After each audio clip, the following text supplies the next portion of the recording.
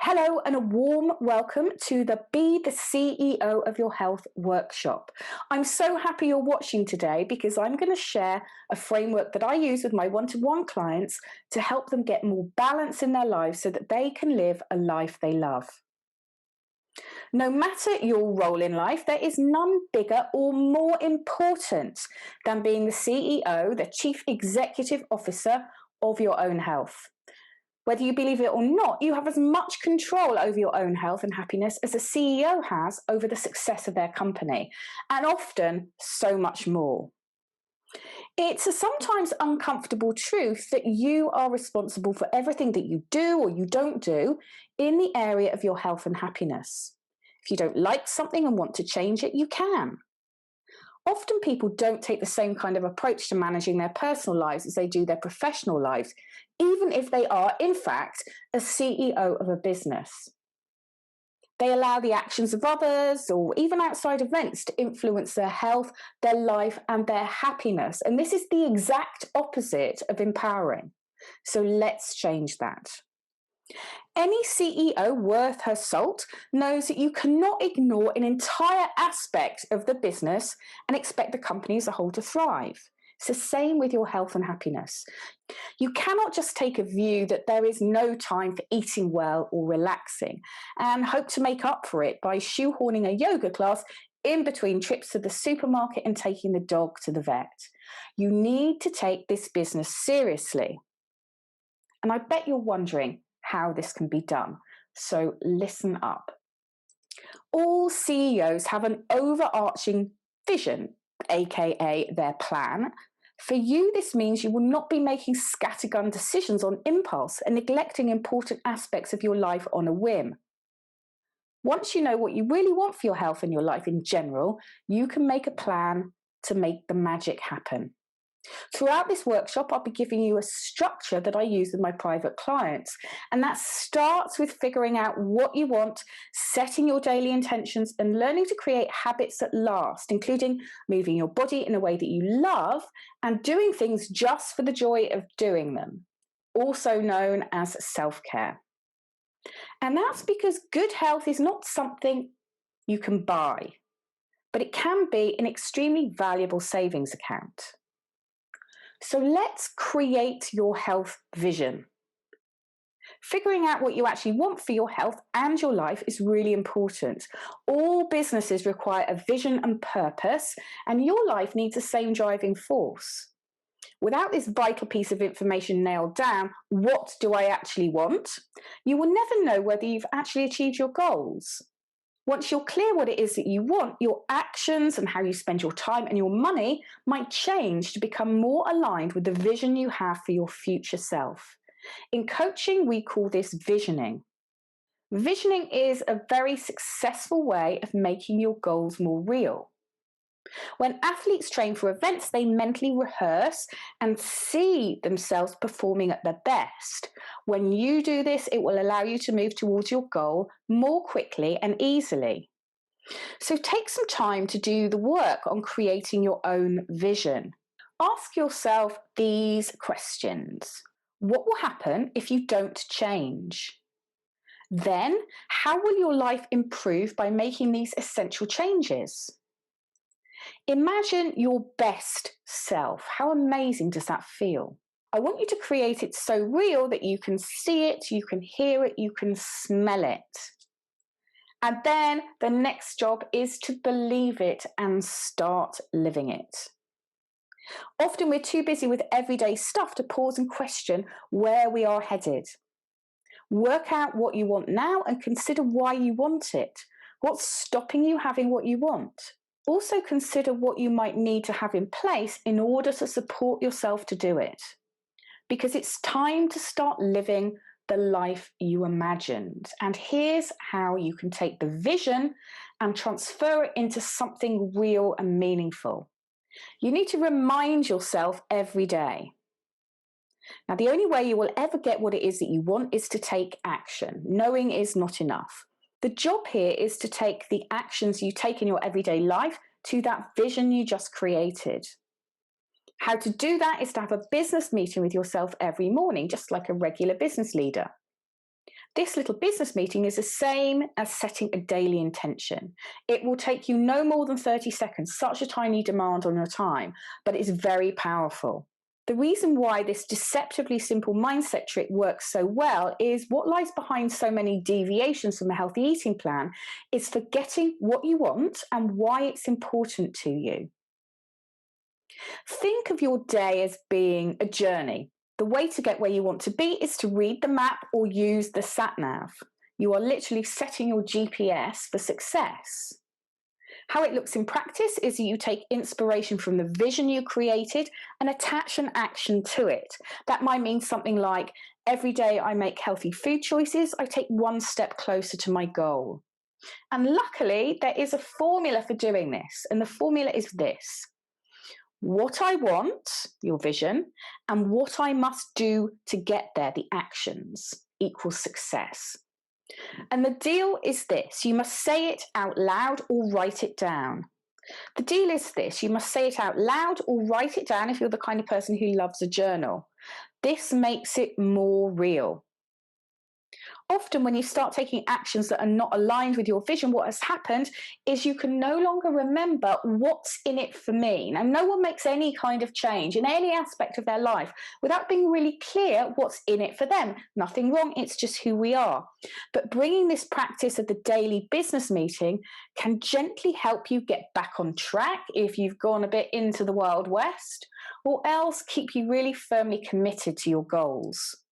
For some people, journaling is a great idea. I know many people who are huge fans.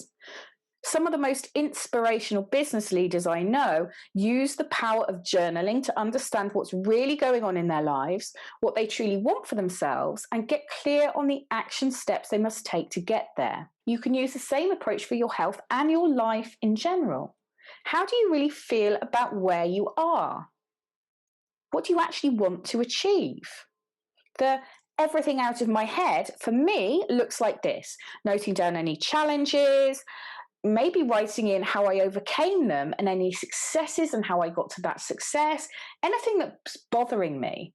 If you're not a journaling fan, don't worry, but if this is something that you consider dabbling in, it can be a really enriching experience. Often, if you just let the words flow onto the page, over time you can start to spot some common themes and really get into what's going on over where you are. Now, journaling goes hand in hand with a self-care routine because it becomes a catalyst. Journaling is often what sparks the idea of having a routine every day. And maybe before you didn't see much reason, but now you're writing in your journal every day, you have a desire for a few minutes alone. Most people prefer to write their journal when they're completely alone, whether it's in the bedroom at night or in the early morning while sitting at the kitchen table. This becomes a very personal and private experience, so it's good not to have outside distractions. Did you ever hear anyone say that they regret eating healthily? No one. Of course, as a nutritional therapist, I think it's really important that you love your body with food. A healthy body relies on your eating real food most of the time, rather than the junk you may sometimes convince yourself is okay to get away with. So earlier I was using the analogy of driving, so let's continue with that. One of the absolute basics about owning a car is that you put the right fuel in it. Sounds pretty straightforward, but according to the AA, hundreds of thousands of people miss fuel every year. And the result? Thousands of pounds worth of damage, new fuel tank, new fuel lines, new fuel pump, new injectors. In fact, often a whole new fuel system. Do you see where I'm going with this? Because what if I told you right now that the car that you drive is the last one that you'll ever have? You can't ever have a new one, not even if it starts to go wrong. And it must last you for the rest of your life. If you absolutely knew that this would be the last vehicle you would ever own, you would take much better care of it, right? Why do people change their oil filters? Cars with clean oil filters run better and last longer. Why do we do frequent preventative maintenance, like getting the car serviced and the MOT, aside from being a legal requirement? In some cases, it's because we know that it's a lot less costly to take care of the oil, the filter, and so on, than it is to replace the engine or the transmission, or worse, the entire vehicle. Well, guess what? You are in the last vehicle you will ever have in your lifetime. It's your body. So if you don't put the right fuel in your body most of the time, you cannot expect things to run smoothly. Eat real food doesn't have to be complicated. It also doesn't have to be a juice cleanse or anything dramatic. Just good, honest food. Natural ingredients, avoid processed foods as much as you can and is practical. Make things from scratch. It really doesn't have to be fancy. 3 meals a day, no snacks. You don't have to avoid any major food groups. I would say try and have some protein with every meal. This means fish, meat, eggs, tofu, nuts, seeds, beans, lentil, chickpeas, and the like. You should definitely get sources of good fats into your diet: avocados, olive oil, coconut oil, nuts, seeds, oily fish. And get in more veg. Almost certainly you're not eating enough. Most people don't. Go easy on the starches like potatoes, rice, pasta, bread, pastries. No need to go mad. Drink plenty of water. Your body will thank you for it. And I'd also say keep a handle on how many cups of tea and coffee you have, and watch the fizzy drinks, diet or otherwise, which add little and in some cases can steal your health. One of the easiest ways to keep on track with what you're eating and drinking is to keep a food diary, and I'm a big fan. Keeping some kind of journal, whether you like a pen and paper or an app, forces you to be 100% responsible for everything you eat and drink. You cannot argue with the facts. If you have bothersome health symptoms like digestive problems, maybe keeping track of what you eat might help you join the dots between what you're eating and the severity of your symptoms. Managing your health also means feeding your soul. The lovely Nania Hoffman says this, which is such wise words. Going through life hoping people will make you happy is like walking around in a fully stocked kitchen, never reaching for food, but hoping to be fed. Reach. It's your responsibility to feed your own soul. Mindset plays an enormous role in your overall well-being and how good it feels to be you. And yet you might find that taking care of your emotional needs when life gets busy or complicated slips way down your list of priorities. And it's during these exact times that practicing self-care is even more essential. Self-care is the recognition that you are entirely responsible for your own happiness, although others can, of course, contribute to it. All kinds of things might come into a good self-care plan, from doing little things for yourself every day just because they bring you joy, to deliberately seeking out the good in life and ensuring that you get enough rest. So let's come to creating a self-care plan. When life feels a little tricky or just feeling a bit meh, you're not in the right space to be thinking about what might help in the moment. This is a job you must prioritize now, and it's hard to feel creative, right, when the chips are down. So my coaching for you is that you start to compile a list of all the things that you might do to bring joy to your day. What's to know is it must be an actual list in a notebook or in the notes section of your phone, rather than something really conceptual and in your head, because it will be much easier to take an action on any ideas written down when you're in most need of some self-TLC, rather than try and recall them from your memory at that time. So what might be on your list? Pretty much anything goes, but it's important that these are not things that you do in order to. Simply things that make you happy. And it's also not exercise. Exercise is exercise, and we'll come to that in a moment. And importantly, they're things for you, not things that you do for other people in your life. Simply things that make you happy. Enjoying a cup of coffee in the garden before the rest of the house gets up, reading a chapter of a novel you've been meaning to read forever, doing a jigsaw, taking a long, luxurious dip in the bath, dancing around the kitchen, watching an episode of Friends. It doesn't really matter. It's an entirely personal list, and it will also change over time. So start with 5 things and keep adding to your list over time as you get into the swing of things. Many women have become so distanced from what they love to do for all kinds of different reasons that it can feel like a struggle.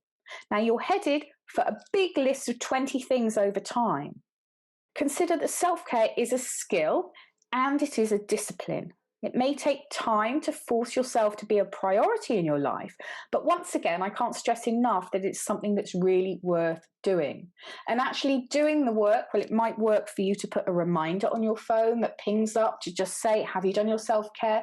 Or it might be that what works for you is actually scheduling certain points in the day, putting it in the diary so you can just take some time out to do what it is that you love.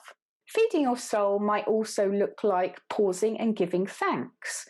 There's a lot of evidence to show that meditating and practicing gratitude really work for your general well-being, also as a treatment for insomnia. If you think you're not a natural meditator, you're not alone. Guided meditation is what you need. There are plenty of free apps around that will literally guide you through the process for 10 minutes. It's easier than you think, especially when you consider that there's no getting it wrong. Your mind might wander. Mine does. Gently bring it back. And even the busiest people have 10 minutes for a good cause, which this is. There's a lot to like about gratitude. Essentially, it's about training your mind to seek out the good stuff in life instead of gravitating to the bad on the basis that the brain, though it's complex in many ways, cannot focus on both good and bad at the same time. Quite simply, what you focus on increases. If you focus on the good stuff, you will notice more of it. Some people like to keep a gratitude journal where they write things down that they are grateful for every day. Others aren't that way inclined. A very simple way to try out gratitude without writing anything down is to start each day before you've even got out of bed by telling yourself that something truly amazing and wonderful is going to happen. It will be something unexpected, exciting, and awesome. And this sets up a powerful intention for the day. And it's an important step in the world of gratitude, so don't skip it or the magic won't work. Now, this is something that I've borrowed from a lovely lady called Pam Grout, who wrote an amazing book called Thank and Grow Rich, which I think you'll love.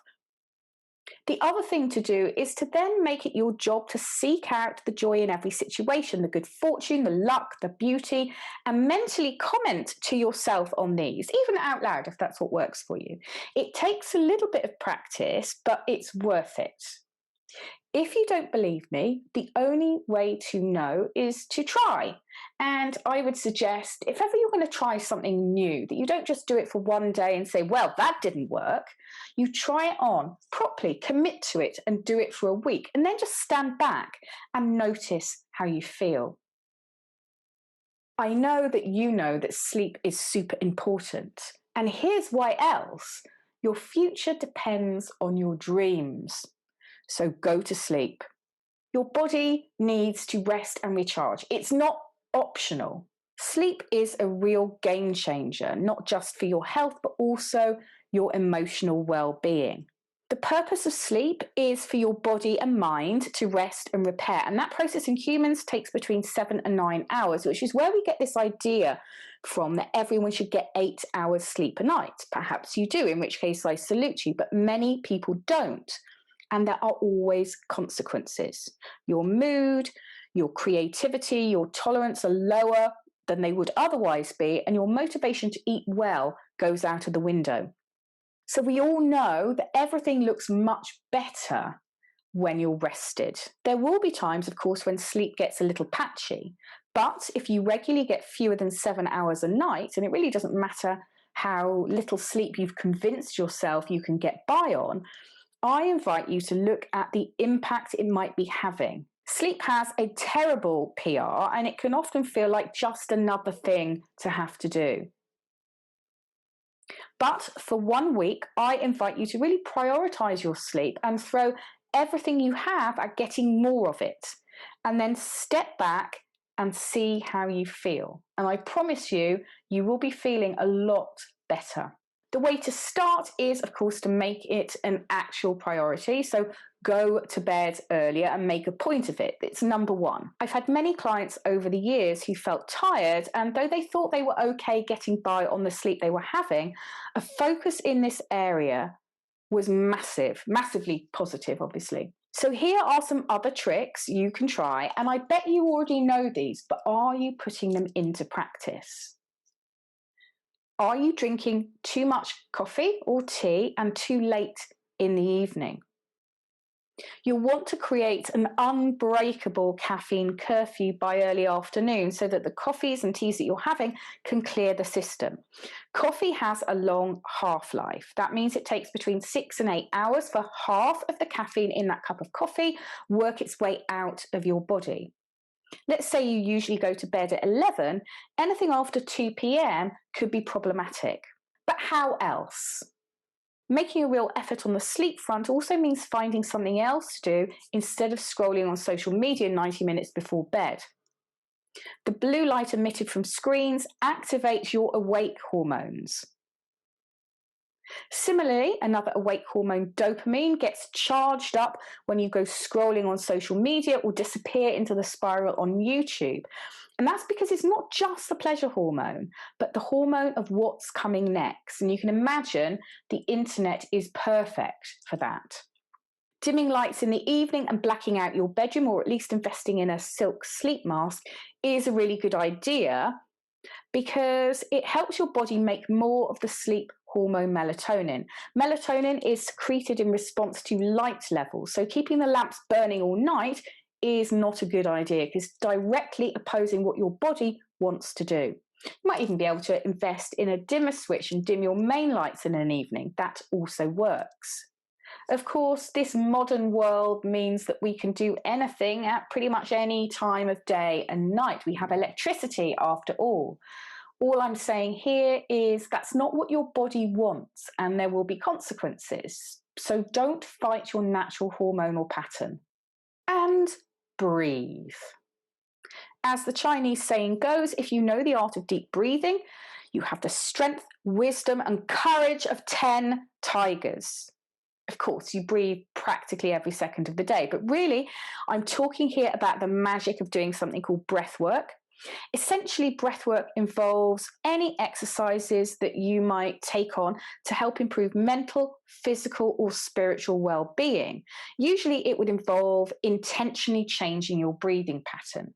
Well, I'm not going to go into all of that now, but what I would say that the easiest way to do it is to take some time for yourself without other distractions and just really focus on slowly breathing in and breathing out. So there's no magic in how many should you count to, but just taking that mindful moment to slow down your breathing. It can be enormously calming, particularly if you've got whipped up or annoyed about something. Just taking that time out to regroup and focus on just breathing in and breathing out.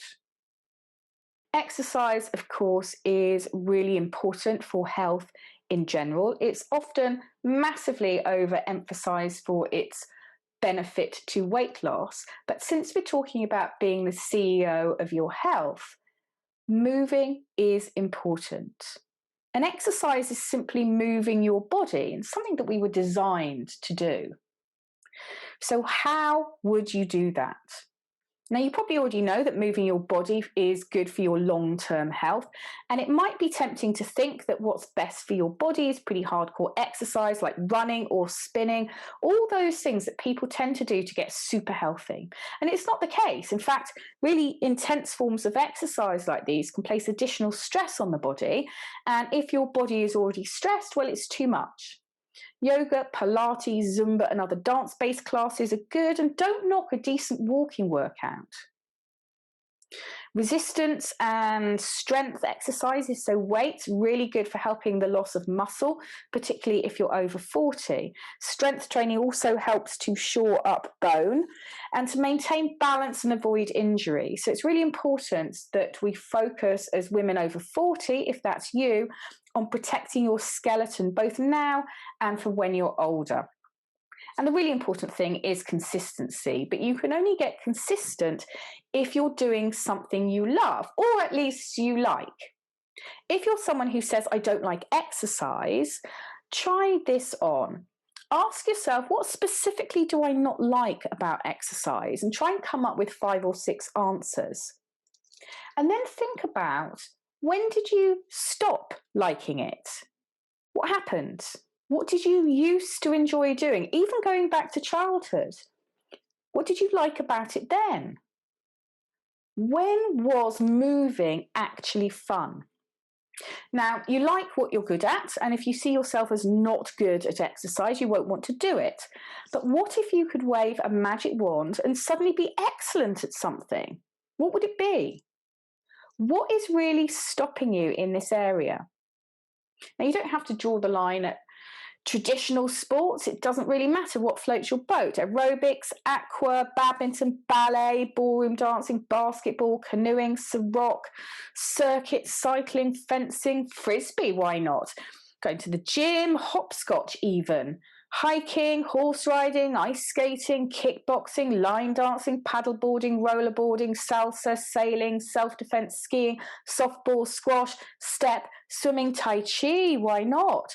Tap dancing, tennis, a toning class, trampolining if the pelvic floor is good enough, water skiing, walking with or without a dog, and more. So think of some ideas to get your body moving. Have a little brainstorming session with yourself. But actually, also what's to know is that tracking your steps, ensuring you hit your target every day, really helps as well.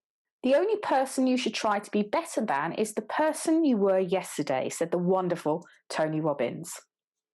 And how will we do that? By creating healthy habits. We're on to point 7, which means it's the end of this 7-step framework, but perhaps it's the most important part of all. I really acknowledge you for listening in, and what I want is that you take something away from this workshop and you actually do something different this week. So what will that be? You don't have to do everything. Starting with one thing is a great idea. I know from working with clients that eating well and living well gets results fast. It will happen on Tuesday. I can't say specifically which Tuesday, but it will show up for you. And it might be that your energy levels increase, you sleep better, your skin starts to glow, or maybe you'll even lose a few pounds within a few weeks of living well, aka following this framework. And your friends will wonder what your new regime is. But life doesn't work exactly as we plan sometimes. Chances are your life is a little out in one of the areas that I've been talking about today. Am I right? So changing everything in one fell swoop, well, it's just not practical. Healthy habits don't happen overnight. They need time and persistence. And studies show it takes time for a new habit to be the default choice. There's a rule in health coaching, the 3-6-36 rule, that states it takes 3 weeks to break a habit.